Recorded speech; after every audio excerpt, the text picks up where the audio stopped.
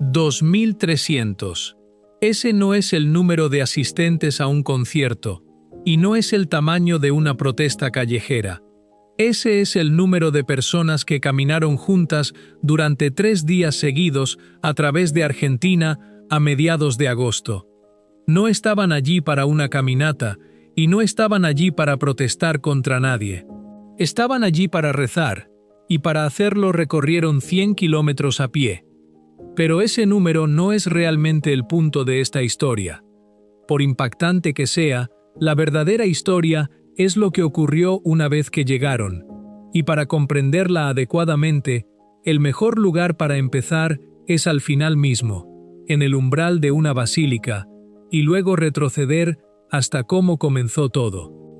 Antes de entrar en ello, si has estado siguiendo nuestra cobertura de todo lo que está ocurriendo en torno a las comunidades católicas tradicionales este año, desde las consagraciones de la FSSPX hasta las disputas litúrgicas que se desarrollan diócesis por diócesis a través del mundo, ya sabes que este canal no se pierde estas historias. Pulsa suscribirse y activa las notificaciones para captar cada parte de lo que viene. Y si quieres profundizar más, la membresía de nuestro canal te da análisis extendidos y acceso anticipado antes de que nadie más los vea. El enlace está justo en la descripción. Ahora entremos en ello, porque esta es notable. Haz hype al vídeo si te parece informativo. Nos mantiene motivados para seguir adelante.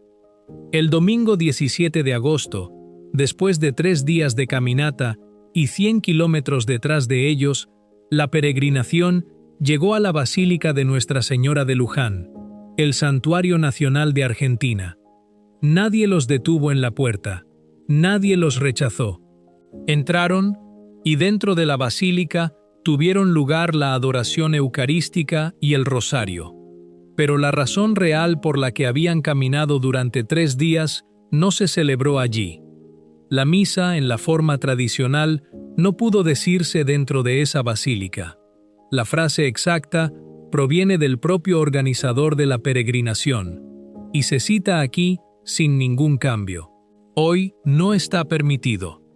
El arzobispo de Mercedes Luján no permite que se rece la misa tradicional dentro de la basílica.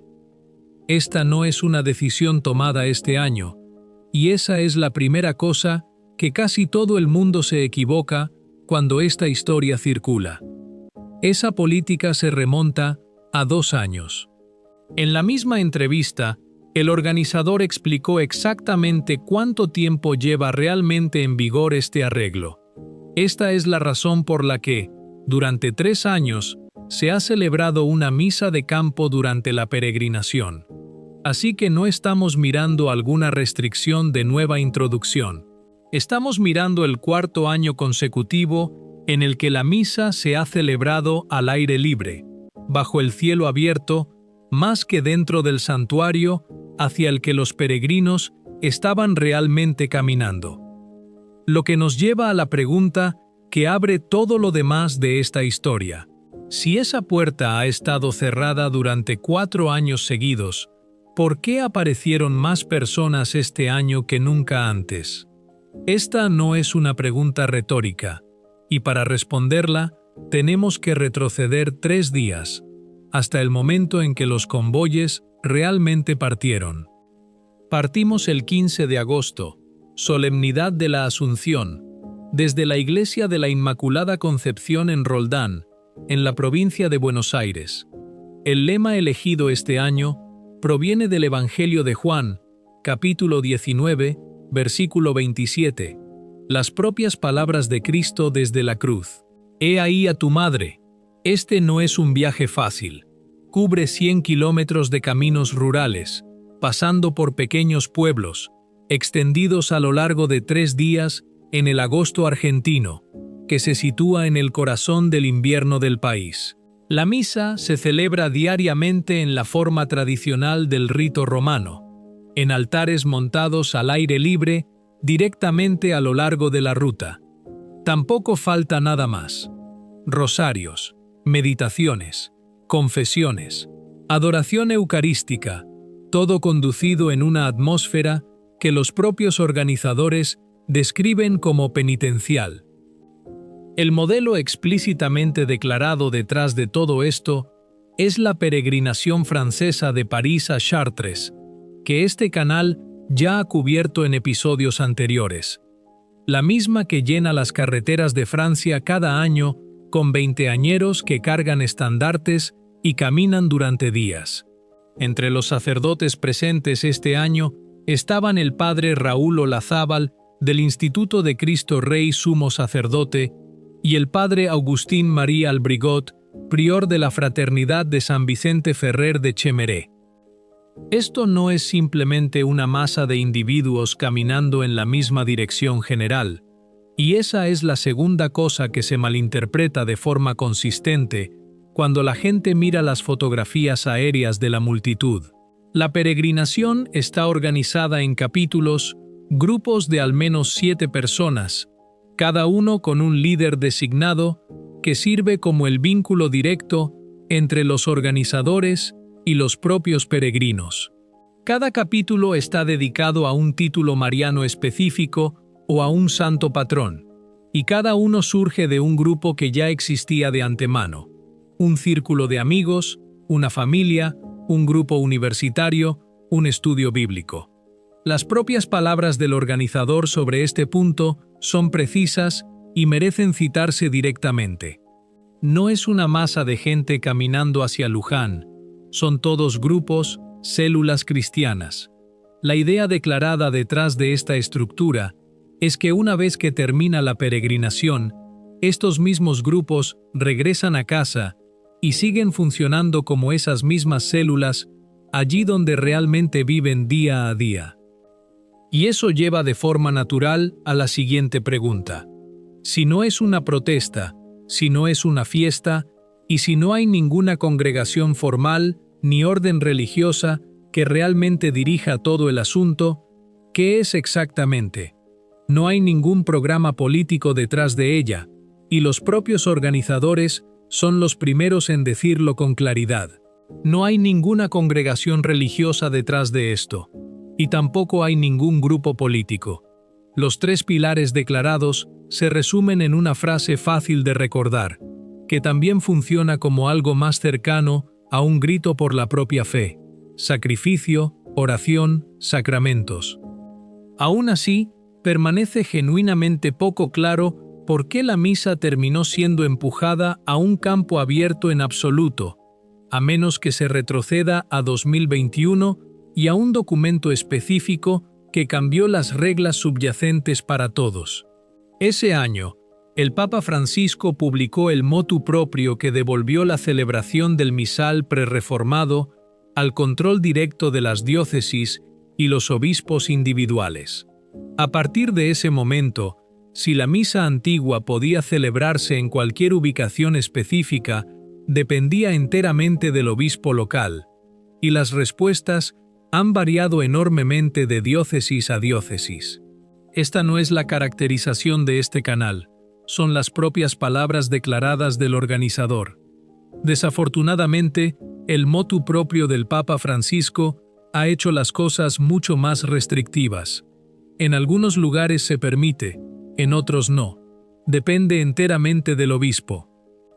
Lo que permanece genuinamente digno de preguntarse entonces es quién tomó realmente esta decisión específica en Luján y sobre qué base se tomó. Porque la preferencia personal es una cosa. La aplicación formal de la ley de la Iglesia es una cosa enteramente distinta, y las dos pueden parecer idénticas desde fuera mientras se apoyan en fundamentos muy distintos. En Luján, la respuesta a la petición de los peregrinos fue no. Y no fue por falta de intentos por parte de los organizadores. Según los propios organizadores, se reunieron 2 veces, en persona, con el propio arzobispo. Respecto a la propia misa, no obtuvieron nada. Lo que sí obtuvieron fue permiso para la adoración eucarística dentro del santuario. Y esto necesita declararse con claridad, porque es verdad y importa para comprender el cuadro completo con honesty. Nadie excluyó realmente a estos peregrinos de la propia basílica. La distinción es sutil, pero es también todo el meollo de la historia. Podían entrar, podían rezar. Su misa, específicamente, tenía que permanecer fuera. Y para 2.300 personas que acababan de caminar 100 kilómetros durante 3 días en pleno invierno argentino, esa distinción particular es la diferencia entre llegar realmente y simplemente presentarse. Esta peregrinación no empezó siendo grande, y nadie involucrado en su fundación planeó que eventualmente se convirtiera en lo que es hoy. Comenzó en 2010 con un pequeño puñado de personas, y no recibió ninguna cobertura en la prensa en su momento. Este año, la peregrinación alcanzó su 17ª edición consecutiva, y el número de participantes superó incluso el total de 225, estableciendo un récord absoluto de toda la historia del evento. Ese detalle no es una nota a pie de página menor.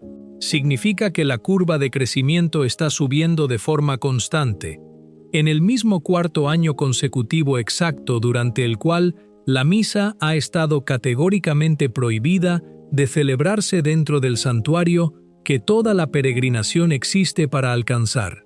Nadie, ni de la archidiócesis ni de ningún otro organismo oficial de la Iglesia, ha ofrecido una explicación pública de por qué la participación sigue subiendo precisamente durante este tramo específico de años.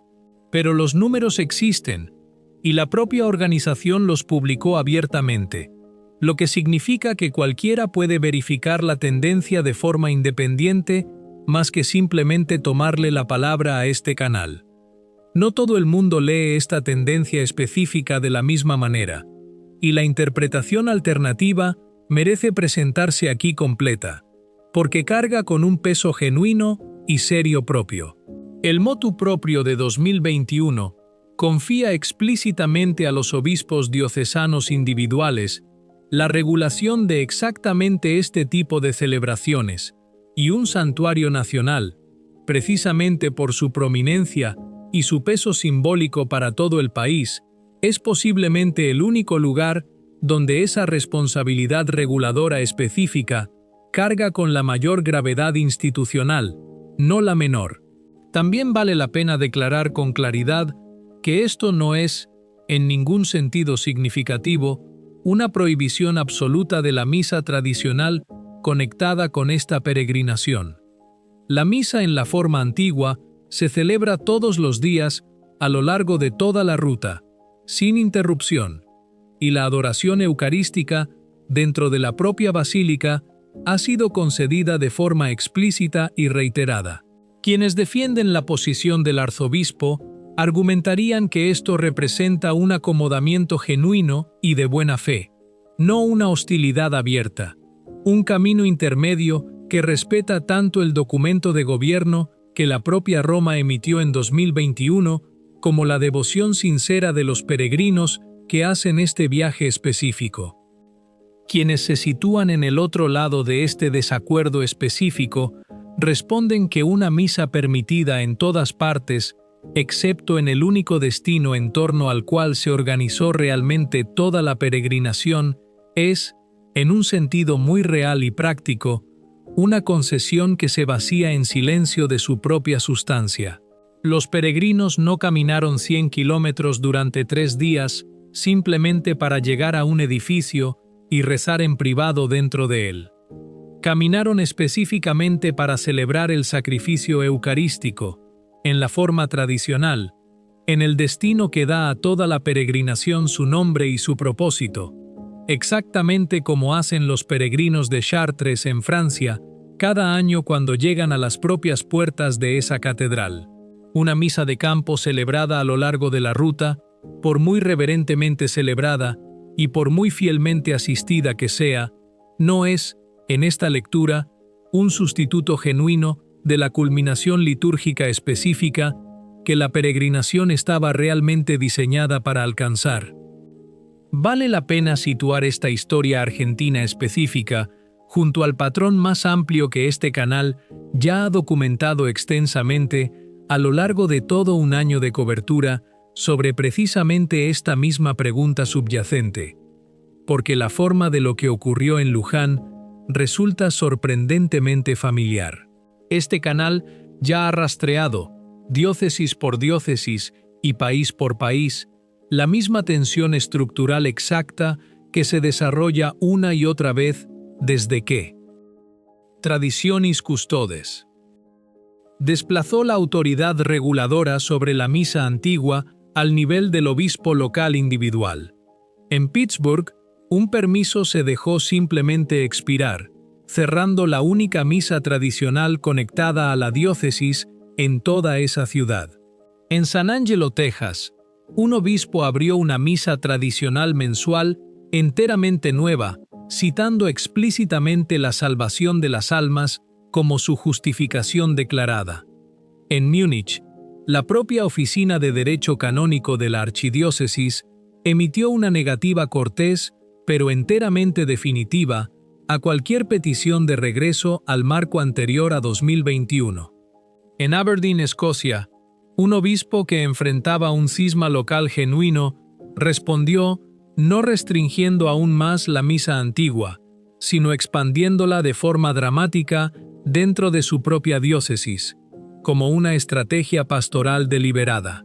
Y ahora en Luján, Argentina, un santuario nacional permite la adoración y el rosario, pero retiene el único acto litúrgico específico, la propia misa, en torno al cual se organizó realmente la peregrinación desde su mismo comienzo en 2010. Lo que todos estos casos comparten, examinados con honesty y uno al lado del otro más que de forma aislada, es que ninguno de ellos involucra una prohibición universal abierta, y ninguno de ellos involucra a ningún obispo. En ninguno de estos casos específicos y documentados por separado, violando de forma directa el texto real de Traditionis Custodes. Tal como está escrito, cada decisión individual, ya sea restrictiva o expansiva, se sitúa dentro del espacio de discreción que el propio documento concede explícitamente al ordinario local. Y eso es precisamente lo que hace que este patrón recurrente sea tan genuinamente revelador sobre el estado actual y no resuelto de la propia relación de la Iglesia más amplia con su liturgia antigua. La misma ley de gobierno, aplicada por distintos obispos que actúan de buena fe y dentro de su propia autoridad legítima, está produciendo experiencias vividas radicalmente distintas para los católicos ordinarios, dependiendo enteramente de a qué diócesis específica, o en este caso, a qué santuario nacional específico, resulten estar apegados. Los propios organizadores de la peregrinación de Luján parecen estar plenamente conscientes de esta tensión exacta, y su propia respuesta declarada a ella merece una atención real, porque no es ni confrontativa ni resignada. No describen lo que ocurrió como un agravio personal contra este arzobispo particular. No enmarcan su misa de campo anual como un acto de desafío o protesta contra la autoridad eclesiástica. La describen, en cambio, en el mismo lenguaje paciente y estructuralmente organizado que define todo lo demás sobre cómo opera realmente esta peregrinación. A través de capítulos, a través de células cristianas, a través del sacrificio, la oración y los sacramentos, tratando la misa al aire libre no como un sustituto disminuido que se les impone, sino como simplemente una dimensión penitencial más de un viaje cuyo carácter entero siempre se ha construido en torno a la dureza abrazada de buen grado más que al confort esperado como un derecho. Y ese encuadre específico se conecta directamente con la reflexión de cierre que los propios organizadores ofrecieron cuando se les preguntó, con claridad, por qué siguen haciendo esto año tras año, en las profundidades del invierno argentino, caminando 100 kilómetros a pie hacia una puerta que, durante 4 años consecutivos, se ha abierto solo a medias. No recurren al lenguaje de la controversia, y tampoco recurren al lenguaje de la reivindicación o del agravio.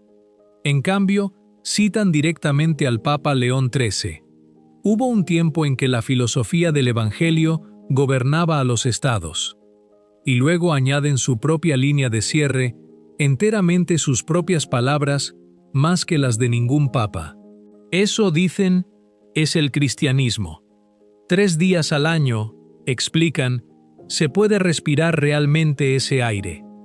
100 kilómetros de camino de tierra, caminados específicamente para inhalarlo por completo, y luego, al final mismo de ese largo y deliberadamente difícil viaje, una puerta que finalmente se abre solo a medias. Si esa puerta medio abierta representa un acto genuino y defendible de prudencia pastoral por parte del arzobispo de Mercedes Luján, ejerciendo exactamente el tipo de autoridad discrecional que Traditionis Custodes le concede explícitamente, o si representa el mismo patrón más amplio de fricción institucional silenciosa que este canal ha documentado ahora a través de 4 continentes y más de una docena de diócesis separadas este año, es una pregunta que esta peregrinación específica no resuelve por sí sola, de la misma forma que no la resolvió Pittsburgh, ni Múnich, ni San Angelo, ni Aberdeen. Lo que los números de Luján sí dejan inconfundiblemente claro, sin embargo, y lo que merece declararse con claridad al cerrar esta historia, es esto. Cualquier desaliento que una puerta de santuario cerrada pudiera razonablemente esperarse que produjera en los corazones de personas que acaban de caminar 100 kilómetros para alcanzarla, ese desaliento no se ha traducido, al menos hasta ahora, en una participación en declive. Ha ocurrido lo contrario en cambio. Más personas caminaron este año que en cualquiera de las 16 ediciones anteriores de la peregrinación combinadas, en el mismo año exacto en que la puerta permaneció exactamente tan cerrada como lo había estado durante los 3 años inmediatamente anteriores. Si esta historia resonó contigo de la misma forma en que resonó con nosotros al armarla, haznos un verdadero favor y pulsa ese botón de me gusta, porque genuinamente ayuda a que este reportaje llegue a más católicos que están observando este mismo patrón desarrollarse en sus propios países y sus propias diócesis, y preguntándose si alguien más está realmente conectando los puntos. Si aún no estás suscrito, ahora es exactamente el momento. Pulsa ese botón de suscribirse y toca la campana para no perderte hacia dónde va esta historia a continuación, porque como te hemos mostrado hoy, esta no es una historia argentina aislada. Es un capítulo más de algo considerablemente más grande que se está desarrollando a través de todo el mundo católico en este momento. Y si quieres la cobertura más profunda posible de cada una de estas historias en desarrollo, cortes extendidos y acceso antes de que nadie más los vea, la membresía de nuestro canal está enlazada justo debajo de este video. Y unirse ayuda directamente a que podamos seguir haciendo exactamente este tipo de reportaje cuidadoso, honesto y fuente por fuente para ti cada semana. Gracias a todos por ver y por caminar a través de cada una de estas historias con nosotros. ¿Qué opinas tú? ¿Deberían los santuarios nacionales hacer excepciones para peregrinaciones como esta? ¿O es el enfoque actual el equilibrio correcto? Déjamelo saber en los comentarios abajo. Amén. Que Dios te bendiga.